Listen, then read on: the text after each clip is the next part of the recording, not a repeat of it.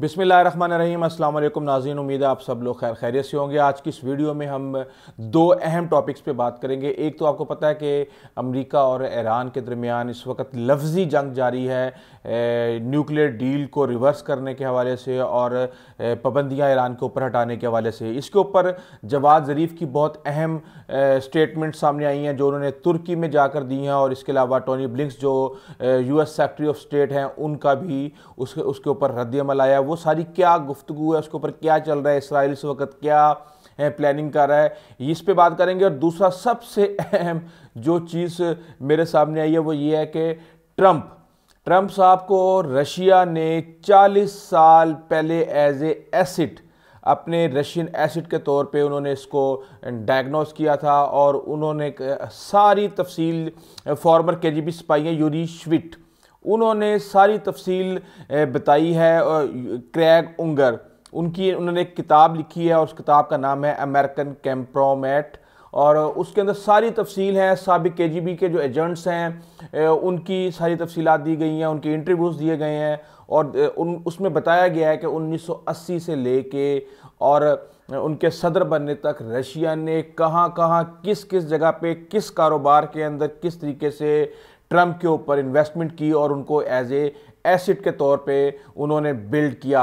ये सारी तफसील मैं आपको बताऊंगा, लेकिन उससे पहले हम बात कर लेते हैं कि ईरान के अंदर जो मामला चल रहे हैं। ईरान ने न्यूक्लियर जो अपना सारा सिस्टम है उसको रिवर्स करने से इनकार कर दिया, और टोनी ब्लिंक का बयान आया था और जिसमें उन्होंने कहा था कि Iran is out of compliance on number of fronts, यानी कई मामलात के अंदर ईरान के अंदर जो है चीज़ों की खिलाफ वर्जी की गई है। जवाद ज़रीफ़ ने कहा है कि जनाब आप एक दफ़ा ये पाबंदियाँ ख़त्म करें, ये जितने भी चीज़ें हमने इसकी खिलाफ वर्जी की है उसको हम फौरी तौर पे रिवर्स कर देंगे। अब इस वक्त चल रही है कि पहले आप चल रहा है। ईरान ये कहता है, सादा अल्फाज में मैं आपको समझाता हूँ कि ईरान ये कह रहा है कि जनाब आप ये पाबंदियाँ ख़त्म करें, उसके बाद जो जितना भी ये जो हमारा प्लान था कम्प्रिहेंसिव, जिसके मुताबिक हमने एक लिमिट थी यूरेनियम की इनरिचमेंट की, उसको हमने मेंटेन करना था, उसको हमने पीस पर्पसेस के लिए उसको इस्तेमाल करना था, वो हम उसको करना शुरू कर देते हैं। जबकि अमेरिका ये कह रहा है कि नहीं भाईजान,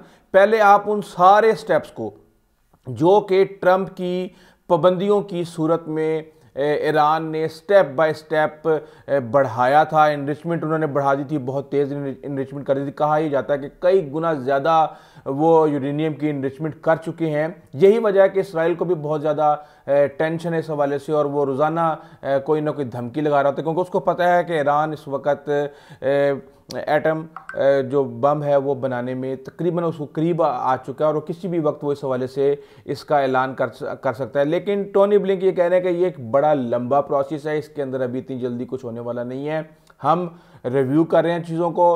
ईरान अपनी एक एक करके तमाम चीज़ों को रिवर्स करना शुरू कर दे, जब वो रिवर्स कर लेगा तो हम उसके ऊपर पाबंदियाँ हटा देंगे। जबकि जो ईरान की पार्लियामेंट है उसके अंदर हार्ड लाइनर्स की बहुत ज़्यादा तादाद है, और उन्होंने कहा है कि जनाब 2 महीने का टाइम हम देते हैं, 2 महीने के अंदर अंदर अगर अमेरिका आता है, हमारा टाइम वेस्ट ना करें, अमेरिका अगर आता है इस डील के ऊपर वापस तो ठीक है, वरना हम इसको बड़ा अग्रेसिवली अपना प्लान बनाएं और प्लान बना के इसको लेकर चलें। उसके साथ साथ जवाद ज़रीफ़ तुर्की में थे, तो तुर्की में उन्होंने अपने जो हम मनसब थे उनके वज़ीर ख़ारजा उनके साथ मिलकर उन्होंने स्टेटमेंट ये भी दिया है कि ये जो अमेरिका ने तुर्की को पाबंदियाँ लगाई हैं ये बिल्कुल भी ठीक नहीं है, हम इसको कंडम करते हैं। उन्होंने कहा है कि एडिक्शन हो चुकी है सैंक्शंस की अमेरिका को, कि जब जहां उसका दिल चाहता है वो दुनिया को नुकसान पहुंचाने के लिए खुद ब खुद अपनी मर्जी से पाबंदियां लगा देता है। बहरहाल ये मामला चलता रहेगा, लेकिन इसके अंदर ये है कि मैंने जैसे आपको बता दिया कि ईरान कह रहा है कि जनाब पहले आप ये काम करें, वो कह रहे हैं पहले आप ये करें, लेकिन ये इसका मतलब ये है कि डेडलॉक हुआ हुआ है और ये इसका कोई इंजाम इतनी जल्दी मुमकिन नहीं है। अब बात करते हैं ट्रंप के ऊपर। ट्रंप साहब ने ट्रंप के बारे में आपको पता है, ट्रंप ने आगे पूरी दुनिया को एक दफ़ा हिला दिया था, जिस तरह की उनकी स्टेटमेंट थी, जिस तरह उनका अग्रेसिव बिहेवियर था। और इस हवाले से जो फॉर्मर KGB एजेंट हैं यूरी श्विट, वो कहते हैं कि जी हमने 80 की दहाई में बहुत सारे अमेरिकन को जो जोशीले थे, वल्नरेबल थे और जिनको हम एक्सपोज कर सकते थे, उनको हमने हायर किया था। तो जब हम ट्रंप के ऊपर हमने इन्वेस्टमेंट करना शुरू की तो उस वक्त हमारे जहन में ये बिल्कुल भी नहीं था कि ये शख्स जो है अमेरिका का एक दिन सदर बन जाएगा। लेकिन ये है कि जिस तरीके से हर घोड़े पे वहाँ पे अवेलेबल घोड़े पे वो एसेट्स लगा रहे थे, अपनी इन्वेस्टमेंट कर रहे थे, तो इनको भी टारगेट बनाया गया। और इनको टारगेट उस वक्त बनाया गया जब इन्होंने शादी की 1977 में। चेक मॉडल थी, उनका नाम था इवाना जेलनोकोव। तो सॉरी अगर मैं गलत नाम ले रहा हूँ, तो थोड़ा सा रशियन नेम्स हैं ये, तो लेने में थोड़ा मुश्किल हो जाती है कई दफ़ा। तो उन्होंने कहा जी कि ये ट्रम्प थे, ये हमारे परफेक्ट टारगेट थे, और रशिया के साथ इनकी जो रिलेशनशिप है रशियन प्रेसिडेंट के साथ वो बहुत पुरानी थी। और हमने जितनी भी हमने इसको कल्टीवेशन की थी जो रशियन अमेरिकन एसेट्स हैं, और ये बहुत लॉन्ग टर्म इन्वेस्टमेंट थी।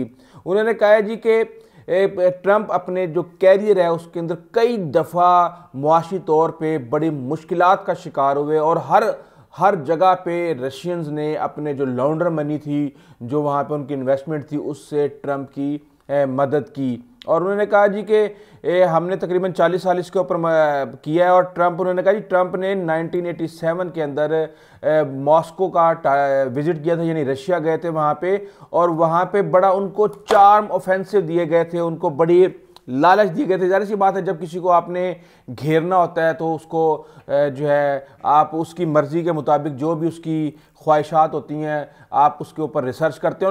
उन्होंने कहा जी कि हमने ये जो गेम खेली थी ये बहुत ज़्यादा रिसर्च के बाद खेली थी। हमने एक एक चीज़ जो है जो ट्रम्प को पसंद थी नापसंद थी इसके ऊपर हमने रिसर्च किया था, और हमने बहुत ज़्यादा उसको मक्खन भी लगाया, और इस तरीके से हमने उसको अपने जाल में फंसाने की कोशिश की।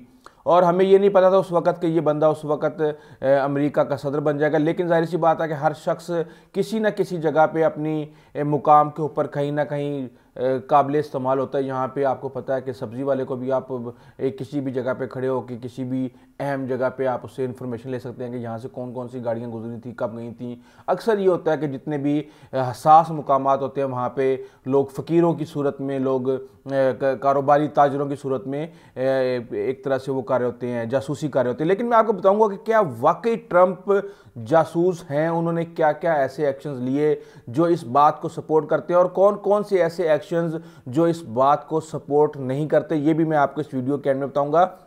उन्होंने कहा जी कि American could stop paying to defend countries that can afford to defend themselves। उन्होंने कहा ये जो सबसे बड़ी बात थी ये अमेरिकन के ख़िलाफ़ थी। ये बेसिकली रशिया का जो टारगेट था नेटो को नुकसान पहुंचाने का, वो सबसे ज़्यादा जो ट्रम्प ने नुकसान पहुंचाया, नेटो को नुकसान पहुंचाया। ये वजह है कि बाइडन ने आते ही इस चीज़ को रिवर्स कर दिया, क्योंकि ये मिलिट्री में हम देखा ही जा रहा है कि जो भी डिसीजन बाइडन कर रहे हैं वो पेंटागन की फेवरेबल डिसीजंस है। यही वजह है कि ट्रम्प कहता है कि जी पेंटागन इनको अपनी ख्वाहिशात के लिए लेके आए हैं, और ये वाइट हाउस के अंदर एक कैदी हैं, जितने भी फैसले आ रहे हैं वो पेंटागन की तरफ से आ रहे हैं। इस हवाले से उन्होंने कहा जी the Russians were trying to recruit like crazy and going after dozens and dozens of people. जैसे मैंने आपको पहले बताया कि 80 की दहाई में बेतहाशा लोगों को रिक्रूट किया जा रहा था, रशिया की तरफ से वहाँ पे इन्वेस्टमेंट की जा रही थी। कारोबारी की भेस में जितने भी रशियंस अमेरिका में गए हुए थे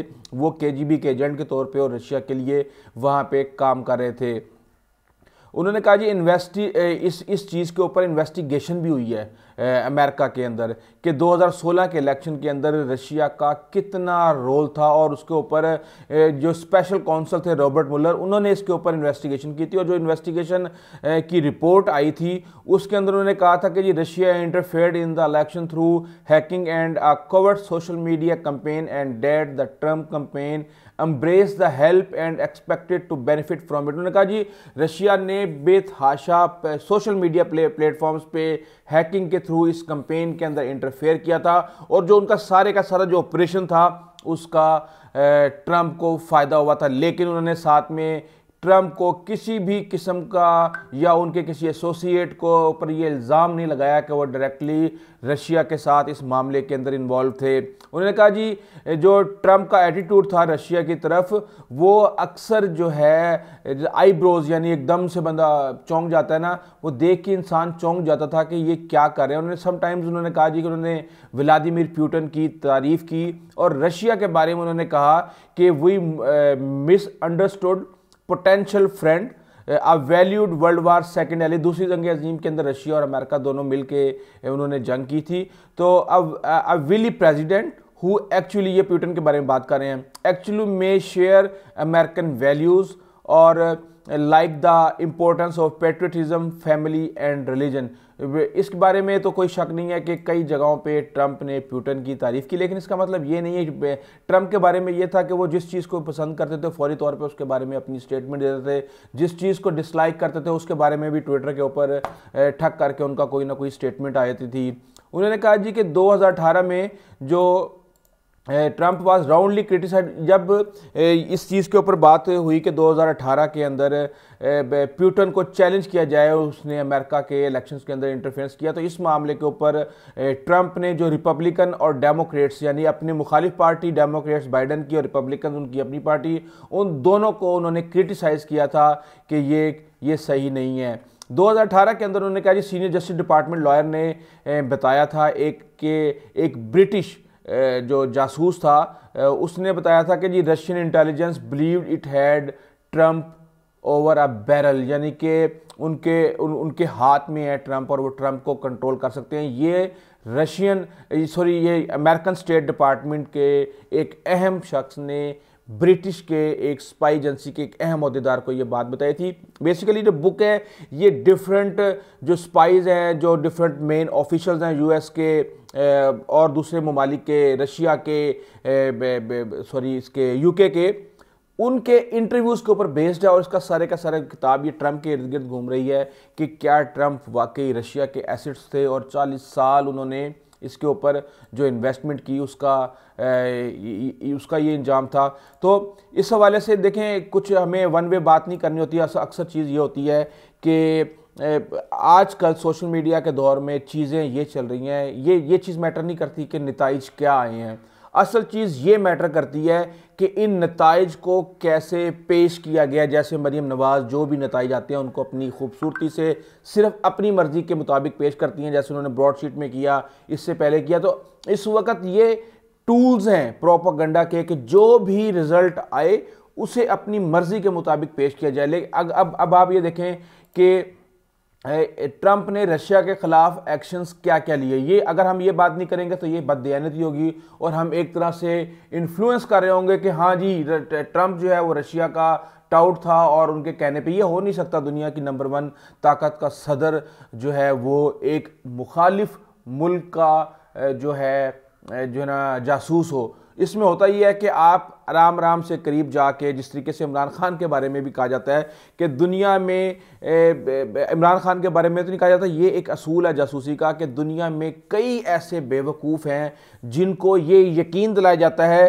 कि ये जो दुनिया है इसको सिर्फ तुम ही तब्दील कर सकते हो, तुम्हारे अलावा ये दुनिया तब्दील नहीं हो सकती। यही बात इमरान खान के बारे में भी कहा जाती है कि इमरान खान ये समझते हैं कि इस पाकिस्तान को अगर कोई तब्दील कर सकता है तो सिर्फ और सिर्फ मैं कर सकता हूँ। ये बेसिकली मैं आपको एक रेफरेंस दे रहा हूँ ताकि आपको समझने में इसकी आसानी हो। तो बात यह है कि अगर हम हकाइक को सिर्फ अपनी मर्ज़ी के मुताबिक पेश करेंगे और हम सारी की सारी टिल्टिंग और एंगलिंग जो है इस तरफ ले जाएंगे कि जनाब ये है, और सारे के सारे जो आपके आर्गूमेंट्स हैं और सारे के सारे जो आपके लॉजिक है उसको एक तरफ हम फेवर में लगा देंगे, तो फिर आपको यकीन होना शुरू हो जाएगा कि ट्रंप वाकई उसका जासूस था। यही चीज़ चल रही है। मैं यही चाहता हूँ कि जो मेरे व्यूवर्स हैं उनको शऊर आए चीज़ों को जानने का कि ये सही है और ये गलत है। अब वीडियो का ज़्यादा हो गई है, मैं आपको सिंपल बता देता हूँ कि क्या है।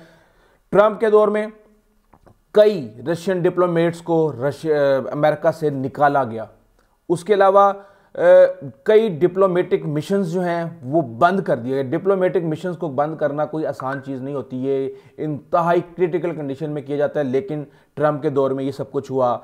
आर्म्स कंट्रोल ट्रीटीज़ जो है ना रशिया के साथ वो ख़त्म की गई, कई मामले में की गई, और इस हद तक सख्तियाँ चल रही हैं कि कोई भी मुल्क, जिस तरह तुर्की के ऊपर पाबंदी लगाई गई है S-400 रशियन मिसाइल ख़रीदने के ऊपर, तो ये सारी चीज़ें चलती रही और ये ट्रंप के दौर में चली हैं। और जो भी बंदा इसके अलावा अमेरिका जो है वो यूक्रेन को, जो कि रशिया का इंतहाई मुखालिफ मामला चल रहे हैं, वहाँ पे लड़ाइयाँ चल रही हैं, तो उसको अमेरिका असला भी फ़रोख्त करता रहा। जाहिर सी बात है किसी भी मुल्क के अंदर जो इस्टेब्लिशमेंट होती है बहुत स्ट्रॉन्ग होती है।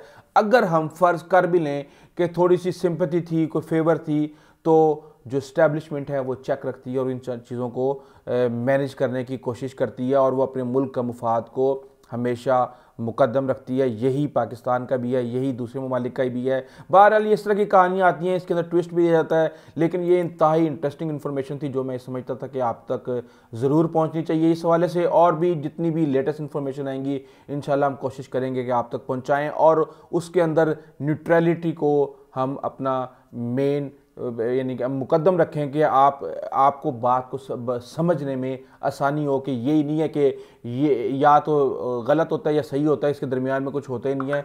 काफ़ी सारी ऐसी चीज़ें होती हैं जिसको हम नज़रअंदाज करके अपनी मर्ज़ी के नताइज निकालने की कोशिश कर रहे होते हैं। बहरहाल अगर आपने हमारा चैनल अभी तक सब्सक्राइब नहीं किया तो प्लीज़ कीजिएगा, बेल आइकन को भी प्रेस कीजिएगा। अपने दोस्तों, क़राब और हमसायों का ख़ास ख्याल रखिएगा। आइंदा तक के लिए इजाज़त दीजिए। अल्लाह हाफ़िज़।